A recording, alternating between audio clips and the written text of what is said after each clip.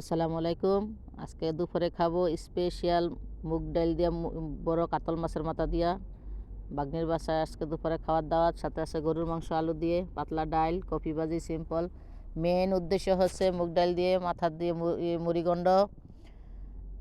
এই যে দেখেন কেমন হয়েছে, কালারটা দেখতে অসাধারণ।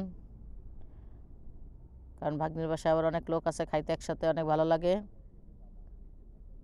তাই আজকে দুপুরে একসাথে খাওয়া দাওয়া করবো। চলে আসছি এখানে, কারণ যদিও এখানে আজকে রোস্ট পোলাও নাই, কারণ এখানে অন্য মানুষ নেই, নিজেরাই, এরা ঘরের মানুষ। এই যে এরা খাইতে বসছে, শালদর 2 ভাই, এক বাগনা, আমাকে একজন। কারণ ঠান্ডা, বাইরে খেয়ে একটু খাওয়া দাওয়া করে আবার মার্কেটে যাব ছোটো জালের সাথে, দেবরের সাথে। এই যে আমি এখন খাবো, খাইয়ে চলে যাবো মার্কেটে। চলে আসলাম ঘোরার জন্য একটু, আর একটা কারোজিনা দেখবো। ভবিষ্যতে এক নতুন শ্বশুর আসবো, তার জন্য। এই যে কারোজিনা যদি আমাদের পছন্দ হয় না, চলে যাবো আরেক মার্কেটে। এই যে আমার ছোটো মেয়ে একটার পর একটা টাইল দেয়, কোনটা তুই কোনটা নিব।